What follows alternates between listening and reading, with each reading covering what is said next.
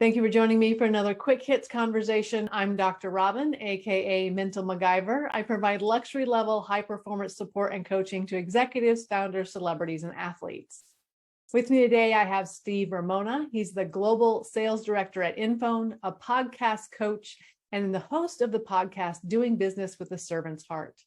I have Kevin Wash. He's a coach, mentor, author, trainer, and speaker, running a consultancy business specializing in sales for international property development.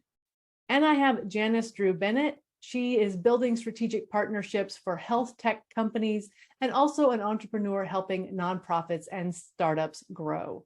The question I have for you, what is the etiquette for asking someone to use your calendar link? Steve, kick us off. Make sure you start that relationship building. Don't throw that link out right away. Hey, if you get an introduction, I had 5 this morning. They said, I'd love to meet you. That's the door that opens to send a link. Just don't send the link like you send out a sales. Hey, I do this and this for $400 an hour. Get to know the person. You'll find an opening and then jump on it. Yeah, I think sending a link definitely depends on whether you know the person. If you just send a link right away, that I think people get turned off by that for sure. And I also think there's a prioritization that happens. Like, good friend, I said, I have a link, and she's like, don't send me your link, we'll text each other. So if it's a friend, just set it up. Don't do the professional, here's a calendar link. And then I think there's also the cancellations that happen, being considerate of how many times you cancel. And if someone cancels on me and I set something up on their calendar link, I normally don't reschedule on their calendar link. So that's also trying to understand, like, if I've sent you a link and then you send me your link, if you're not a priority, I'm not going to schedule time. And I know if I'm not a priority for you, you're not going to schedule time. So sometimes there's a balance of, like, how important is it for me to meet you and how important is it for you to meet me? And then how do you handle when somebody else cancels on you or when you have to cancel on someone else? And that also depends on who booked it initially too, I think. I think the simple answer to the etiquette about the sending link is don't use them. I mean, maybe it's the nature of what I do, and I'm old school. My business is based around communicating with people. So if somebody sends me a link, I just delete it. If I'm talking to a client and I want to make an appointment with a client, depending on the size of the organization, I may just suggest, okay, we've gone as far as we need to go. So I'm now going to liaise with your PA and I'll work out a time that way. Or the alternative option I always give is, look, send me the times that work for you and I will make myself available. Because I'm the supplier, they're the client at this stage of the relationship. So I do the same way. I get all these horrible cold calls from people, cold emails saying, we've reviewed what your company does and we know we can make it much better, which immediately turns me off. And then they'll say, here's my calendar, check my availability. And I'm, no thanks. I don't believe anyone is that super busy that they need to do everything that electronically.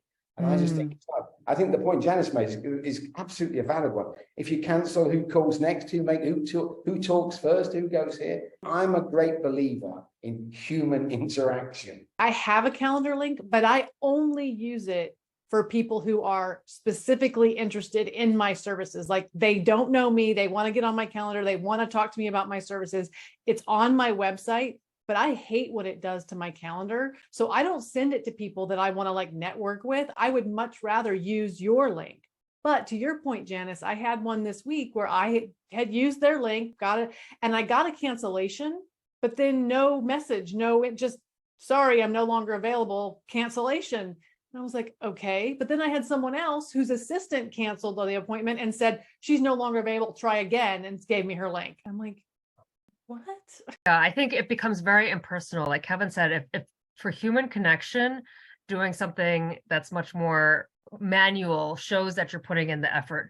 I think when you're scaling, it becomes very challenging to manage all of these. If you don't have an admin assistant, if you don't have a calendar link, if you're trying to book meetings at scale, that's a different story. So like in sales, we have an assistant or an executive that will specifically focus on sending out times. And there's AI assistants out there as well that can help make it a little bit more personal than just find a time on my calendar. It's, having that personal interest and I understand your time is valuable, and at the same time my time is valuable, and it takes time to schedule and reschedule and look at calendars. The other one that gets me, sorry, Steve, 1 second. The other Yeah, one go that ahead. gets me is when someone sends me a thing and says, give me 3 times you're available and I'll pick one. I'm not blocking 3 times in my calendar for you to pick one. That's not a thing. Go ahead, Steve. No, and I love everything you're saying. I'm going to do the other side of the fence. Mm. For podcasting, you need to have a link because you're going to grab their bio, headshot. It's a great way to schedule the show, get all their information. The other thing about a link is I also put in who referred you and where do we meet. That's missing on a ton of links. It's value to me. So when I jump into a call, I know who they are and where I met them, and then I can start to take the conversation from there. The other thing is protocol I do is I try to give my link first. Control is the word, but that's not the word. I want, okay, Dr. Rob, we're going to meet. When we get on the call, you're on my podcast, or excuse me, my calendar. But now I go, hey, we met at this place.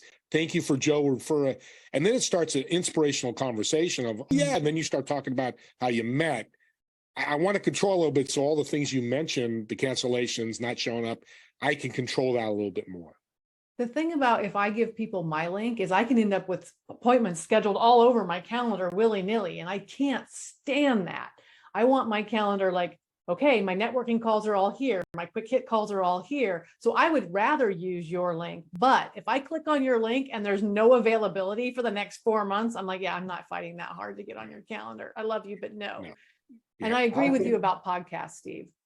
I think for me, I mean, the only reason I would ever get involved in this is for professional uses. If a friend of mine sent me a link, I'd delete them as a friend. So for me, it's professional. And I have learned through my decades of experience that the way that a client treats me before I sign with them tells me what they're going to be like as a client and tells me whether I actually want to be engaged with them or by them. So if I get someone that's messing around with links, I personally, maybe because I'm lazy, I don't bother. I just lose interest. And because I provide a personal service, so I'm generally speaking to the CEOs or the owners of companies, so I need to speak to them.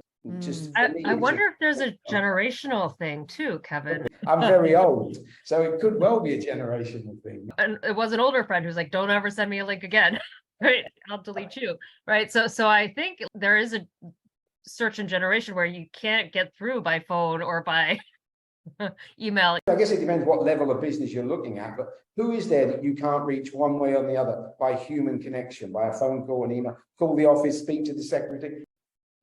And that leads to building a relationship. I know now, Kevin, I've met you. If we're going to connect, we're going to figure out a time. Same with you, Dr. Robyn. But maybe Janice used a link like I do. And like you said, here's a link. I think that's the bottom line of all this. Get to know the person you get to. Don't just, like you said, Kevin, I just had one today.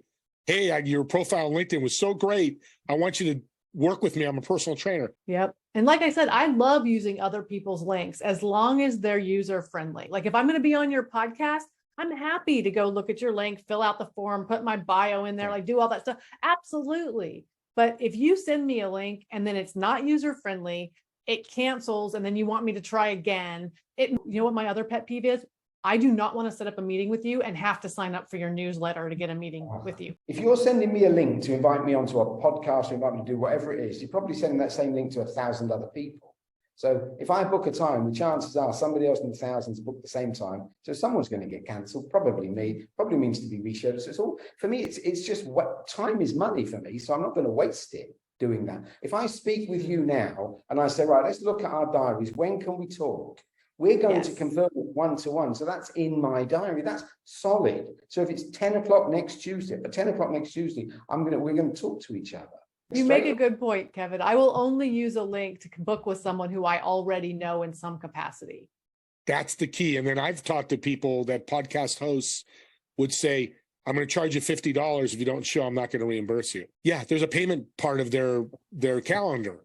I was blown away. I did have one recently that said we cancel 80% of people who book with us. And I was like, delete.